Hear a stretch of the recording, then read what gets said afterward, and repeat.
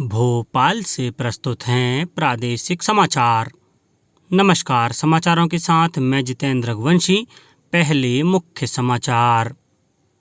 प्रदेश में 6 नए medical college और 33 सीएम राइज स्कूल खोले जाएंगे। केंद्र सरकार ने जैविक खाद को बढ़ावा देने के लिए किसानों को सब्सिडी देने का निर्णय लिया। भारत ने दक्षिण कोरिया के बुसान में एशियाई कबड्डी चैंपियनशिप में जापान को हराकर तीसरी जीत दर्ज की। और अगले 24 घंटों के दौरान भोपाल, शहडोल, उज्जैन, जबलपुर और रीवा संभागों में कहीं कहीं भारी बारिश का अलर्ट। अब समाचार विस्तार से। मुख्यमंत्री शिवराज सिंह चौहान की अध्यक्षता में हुई मंत्रिपरिषद की बैठक में प्रदेश में 33 सीएम राइज विद्यालयों के लिए अनुमानित लागत 1335 करोड़ से अधिक की स्वीकृति प्रदान की गई। मंत्रिपरिषद द्वारा विद्युत वितरण कंपनियों के लिए 24,000 करोड़ रुपए से अधिक सब्सिडी की स्वीकृति भी दी गई। बैठक में मुख्यमंत्री शहरी अधोसंरचना विकास योजना के लिए 1,700 करोड़ रुपए की स्वीकृति प्रदान की गई। वहीं 6 जिलों में नवीन चिकित्सा महाविद्यालय स्थापित किए जाने की सैद्धांतिक स्वीकृति भी दी गई। ये महाविद्यालय खरगोन, धार, भिंड, बालाघाट, टीकमगढ़ और सीधी जिलों में खोले जाएंगे। भोज वेटलैंड की 1,097 हेक्टेयर से अधिक भूमि पर्यावरण वानिकी वन मंडल भोपाल को हस्तांतरित करने की स्वीकृति भी की गई। प्रदेश में दीनदयाल रसोई योजना में अब 5 रुपये प्रति थाली भोजन मिलेगा। प्रदेश के किसानों से न्यूनतम समर्थन मूल्य पर कृषि उपज के उपार्जन पर मंडी शुल्क की छूट के साथ में निराश्रित शुल्क के भुगतान पर भी छूट प्रदान करने का निर्णय लिया गया। मंत्रिपरिषद द्वारा सीप अंबर कॉम्प्लेक्स सिंचाई परियोजना फेज 2 लागत राशि 190 करोड़ 11 लाख रुपए, सिंचित क्षेत्र 13,457 हेक्टेयर की प्रशासकीय स्वीकृति प्रदान की गई। केंद्र सरकार ने किसानों को लाभ पहुंचाने के लिए कई अहम फैसले लिए। प्रधानमंत्री नरेंद्र मोदी की अध्यक्षता में केंद्रीय मंत्रिमंडल की बैठक में 2023-24 के लिए गन्ने के खरीद मूल्य को 313 रुपये प्रति क्विंटल करने का फैसला लिया गया है। यह अब तक गन्ने का सर्वाधिक खरीद मूल्य है। मिट्टी की उर्वरकता बढ़ाने के लिए रासायनिक खादों के इस्तेमाल को कम करने और उसके स्थान पर जैविक खाद को बढ़ावा देने के लिए किसानों को सब्सिडी देने की व्यवस्था की गई है। सल्फर लेपित यूरिया स्कीम के लिए 3,68,000 करोड़ रुपए का प्रावधान किया गया है। वैकल्पिक उर्वरकों को बढ़ावा देने के पीएम प्रमाण योजना के तहत यह व्यवस्था की गई है। नेशनल रिसर्च फाउंडेशन एनआरएफ की अध्यक्षता के बिल को मंजूरी दी गई है। प्रधानमंत्री नरेंद्र मोदी एनआरएफ की गवर्निंग बॉडी की अध्यक्षता करेंगे। प्रधानमंत्री नरेंद्र मोदी अब 1 जुलाई को शहडोल आएंगे। भारी बारिश को देखते हुए 27 जून को प्रधानमंत्री का दौरा स्थगित हो गया था। संभागायुक्त राजीव शर्मा ने बताया कि प्रधानमंत्री पूर्व निर्धारित कार्यक्रम अनुसार लालपुर हवाई पट्टी पर विशाल जनसभा को संबोधित करेंगे। सिकल सेल एनीमिया उन्मूलन मिशन 2047 को लॉन्च करेंगे। वहीं आयुष्मान कार्ड वितरण अभियान की शुरुआत करेंगे। यहीं पर रानी दुर्गावती गौरव यात्रा का समापन होगा। इसके बाद प्रधानमंत्री 6 किलोमीटर दूर पकरिया गांव जाएंगे, जहां स्वयं सहायता समूह की महिला सदस्यों से मिलेंगे। पेशा एक्ट कमेटियों के सदस्यों और जनजातीय बाहुल्य गांवों से आने वाले फुटबॉल खिलाड़ियों से बात करेंगे। प्रधानमंत्री नरेंद्र मोदी के नेतृत्व में केंद्र में भाजपा सरकार के 9 वर्ष पूरे करने पर भाजपा संगठन द्वारा सभी जिला, मंडल, शक्ति केंद्र एवं बूथ पर विभिन्न कार्यक्रम आयोजित किए जा रहे हैं।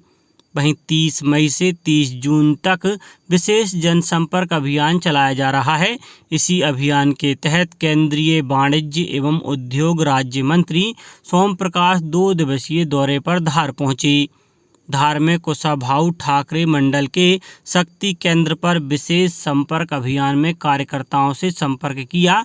केंद्रीय मंत्री ने विशेष संपर्क अभियान में धार, मांडव, पीथमपुर क्षेत्रों में समाज के विशिष्ट जनों से चर्चा की और केंद्र और राज्य सरकार की जन कल्याणकारी योजनाओं का पत्रक भेंट किया।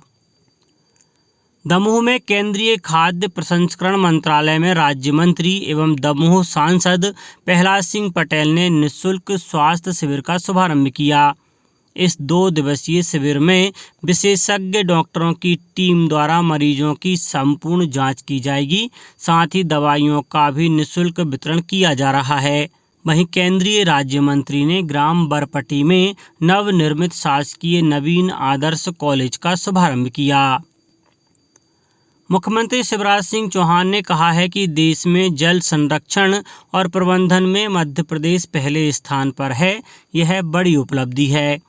मध्य प्रदेश कई क्षेत्रों में देश में प्रथम है। स्वच्छता में हम कुछ वर्षों से अग्रणी हैं। श्री चौहान मंत्रिपरिषद की बैठक से पहले मंत्रीगण को संबोधित कर रहे थे। उन्होंने कहा कि प्रदेश में सिंचाई की क्षमता बड़ी है।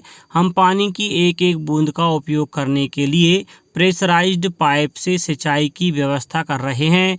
इससे उपलब्ध पानी से 1.25 गुना अधिक क्षेत्र में सिंचाई संभव हो रही है।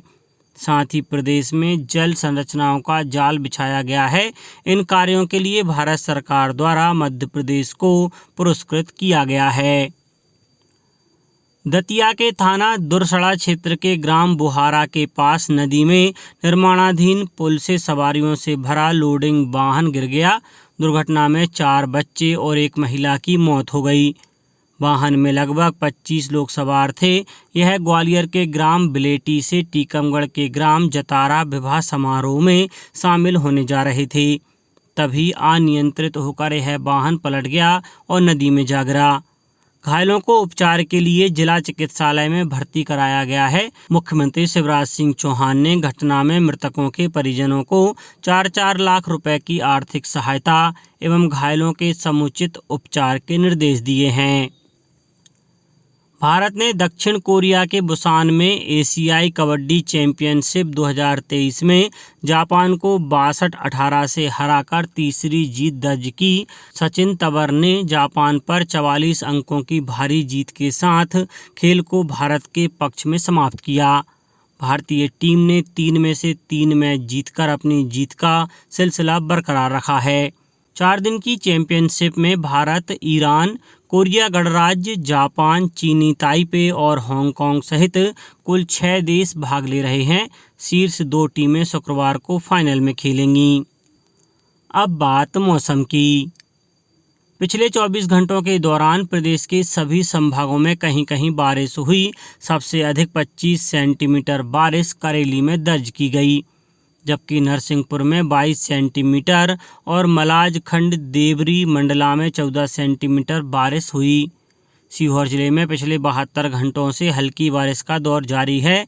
वहीं कभी तेज बारिश होने से किसानों की बोवनी का कार्य भी प्रभावित हो रहा है। शहडोल जिले में कल सुबह से ही जोरदार बारिश हो रही है। नदी नाले उफान पर हैं। निचले इलाकों में पानी भरने से लोगों को परेशानी हो रही है। मौसम विभाग के अनुसार जिले में बारिश का दौर जारी रहेगा। शहडोल जिले में आकाशीय बिजली गिरने से एक महिला सहित 3 लोगों की मौत हो गई। मौसम केंद्र भोपाल ने अगले 24 घंटों के दौरान भोपाल, शहडोल, उज्जैन, जबलपुर, रीवा संभागों में कहीं कहीं भारी बारिश होने का अलर्ट जारी किया है, जबकि अन्य संभागों में बारिश होने या गरज चमक के साथ बौछारें पड़ने का अनुमान जताया गया है।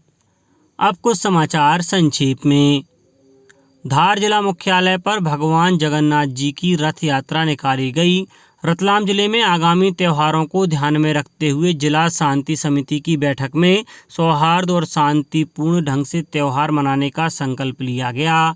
टीकमगढ़ पीजी कॉलेज में मतदाता जागरूकता अभियान के अंतर्गत स्वीप टीकमगढ़ 2023 के तहत विभिन्न प्रतियोगिताओं के माध्यम से विद्यार्थियों को मतदान के लिए जागरूक किया गया। शिवपुरी में बीती रात को लगातार 2 घंटे की बारिश के बाद तापमान में गिरावट दर्ज की गई, जिला विधिक सेवा प्राधिकरण बालाघाट द्वारा अंतर्राष्ट्रीय नशा निरोधक दिवस के अवसर पर नशा के दुष्प्रभावों को आमजन तक पहुंचाने के उद्देश्य से प्रचार वाहन रवाना किया गया और हरदा जिले में अनुसूचित जाति और जनजाति की भूमि पर बिना सक्षम अनुमति के नामांतरण के मामले में 5 पटवारियों को निलंबित कर दिया गया है। अंत में मुख्य समाचार एक बार फिर। प्रदेश में 6 नए मेडिकल कॉलेज और 33 सीएम राइज स्कूल खोले जाएंगे। केंद्र सरकार ने जैविक खाद को बढ़ावा देने के लिए किसानों को सब्सिडी देने का निर्णय लिया। भारत ने दक्षिण कोरिया के बुसान में एशियाई कबड्डी चैंपियनशिप में जापान को हराकर तीसरी जीत दर्ज की और अगले 24 घंटों के दौरान भोपाल, शहडोल, उज्जैन, जबलपुर और रीवा संभागों में कहीं कहीं भारी बारिश का अलर्ट। इस बुलेटिन में इतना ही। घर पर रहिए, सुरक्षित रहिए और सुनते रहिए प्रादेशिक समाचार। नमस्कार।